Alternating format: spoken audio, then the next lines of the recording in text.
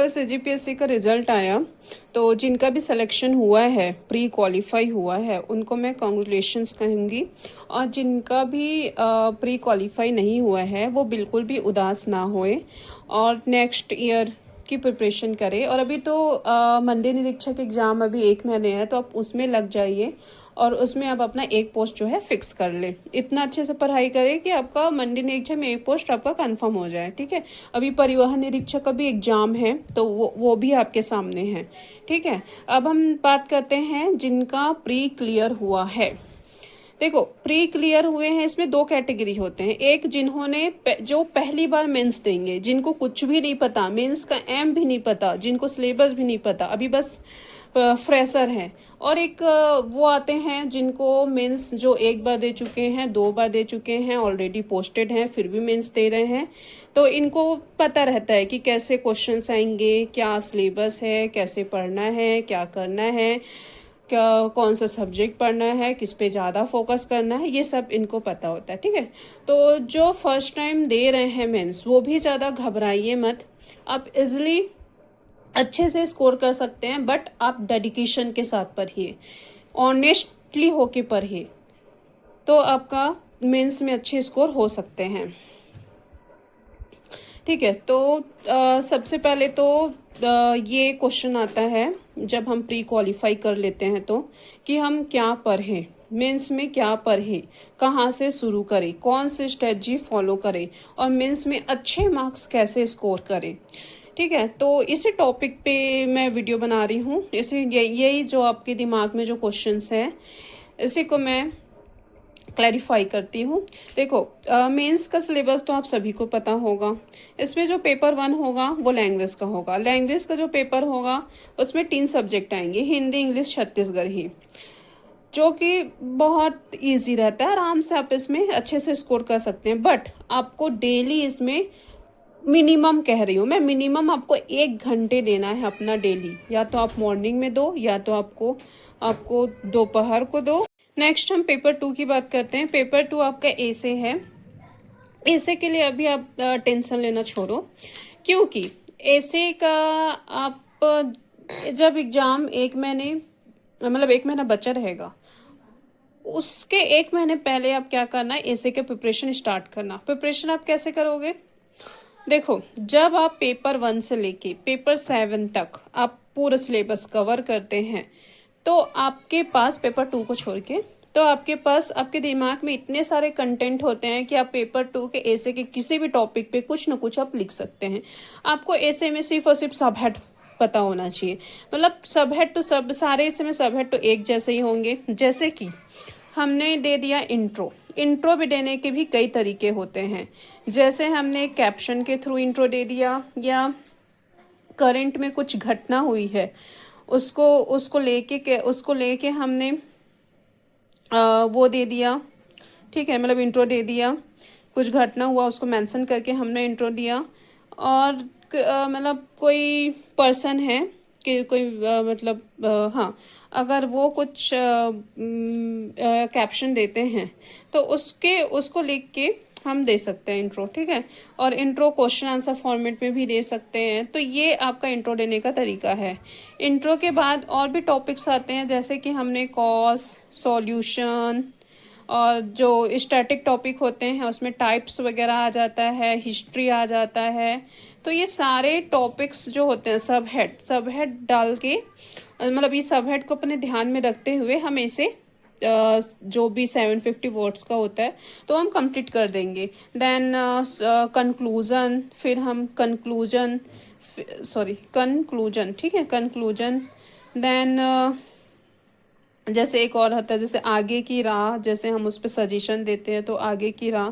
इस टाइप के टॉपिक्स, मतलब इस टाइप के टॉपिक्स हम दिमाग में रख के ऐसे आसानी से किसी भी टॉपिक पे हम ऐसे बना सकते हैं। अभी प्रीवियस ईयर का जो पेपर हुआ था उसमें जो भी ऐसे हम प्रिपेयर करके गए थे वो ऐसे आया ही नहीं था। जैसे कि सुशासन उस पर ट्रेंडिंग टॉपिक था, तो सुशासन तिहार मनाया गया था, तो हमने सोचा सुशासन आएगा, बट नहीं आया।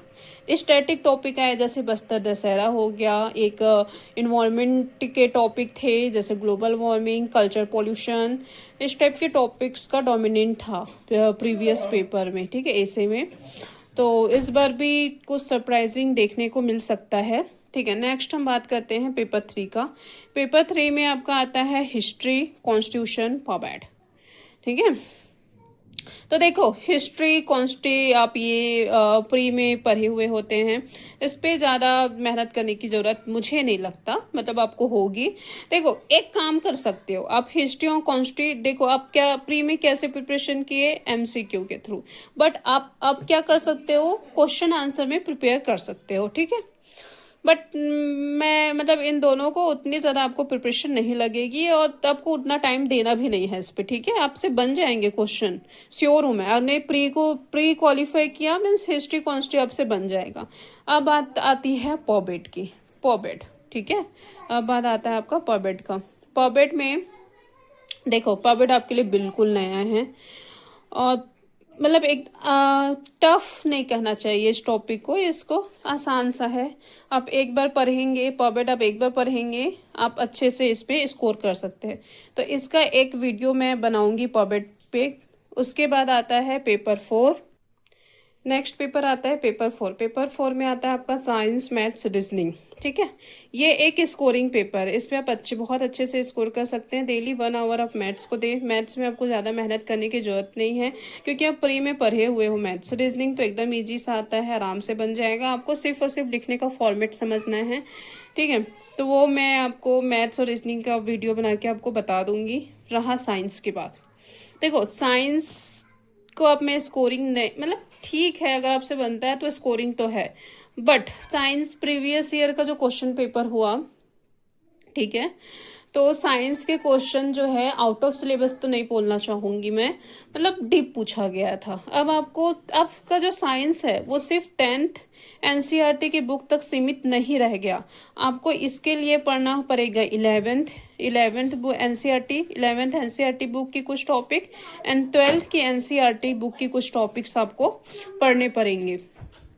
नेक्स्ट पेपर की बात करते हैं हम, पेपर 5। पेपर 5 में आपका आता है इकोनॉमी। इकोनॉमी में आप इकोनॉमी सर्वे आप बहुत अच्छे से पढ़े। इकोनॉमी सर्वे के जो गवर्नमेंट की बुक आती है, फोटोकॉपी आपको एलोरा में मिल जाएगी, उसको ले और उसको पूरा टॉपिक्स को पढ़े, इकोनॉमी आपका कवर हो जाएगा, ठीक है। नेक्स्ट पेपर आता है आपका, देखो इकोनॉमी का अगर मैं बोलूँ, इकोनॉमी में आंकड़े बहुत होते हैं, ठीक है, डाटा आंकड़े, तो उसको क्या करें आप, एक कॉपी पे वो सारे जो आंकड़े हैं वो सबको एक कॉपी पे मतलब लिखे और उस आंकड़े को डेली आप एक बार देखें तो उससे आपको याद हो जाएंगे, ठीक है। पेपर 5 के कुछ इंपॉर्टेंट टॉपिक्स जो आंकड़ा पे बेस्ड होगा वो मैं आपसे शेयर करूंगी वीडियो के थ्रू। नेक्स्ट हम बात करते हैं पेपर 6। पेपर 6 में आपका आता है सोशियो, सीजी ट्राइब्स, कल्चर और आपका आता है फिलॉसफी, ठीक है। देखो पेपर 6 का जो मैं ये वाला पार्ट बताती हूँ, सोशियो, सीजी ट्राइब्स और कल्चर, ये जो है बहुत ही इजी टॉपिक है, इसमें आसानी से स्कोर होता है, ठीक है, मार्क्स इसमें आसानी से स्कोर हो जाते हैं। तो अब बात करते हैं सोशियोलॉजी आपके लिए बिल्कुल नया है, ठीक है, इसका मैं वीडियो के थ्रू आपको बताऊंगी, ठीक है, इसका सिलेबस और कैसे इसको पढ़ना है। देन फिलॉसफी का भी वीडियो मैं आपको वीडियो शेयर करूंगी। देखो फिलॉसफी में क्या क्या टॉपिक्स आपको पढ़ना है वो टॉपिक मेरे साथ शेयर करें।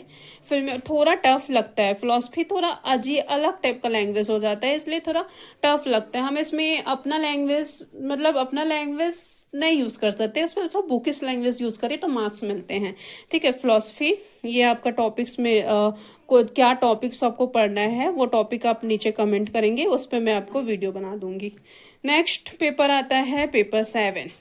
पेपर 7 में आपका आता है लॉ, जो कि बहुत टफ लगता है फ्रेशर को भी और याद नहीं रहता, सही बोलूँ तो। इसके जो लॉ में जो डेफिनेशन वगैरह रहते हैं वो थोड़ा डिफिकल्ट होते हैं, ठीक है, तो वो याद नहीं रहता। बट ये है कि आप इसका भी प्रिपरेशन अच्छे से कीजिएगा। देन इंस्टीट्यूशन का जो टॉपिक होता है वो इजी है, अपने कुछ 2-4 पॉइंट्स याद रखने हैं, ठीक है।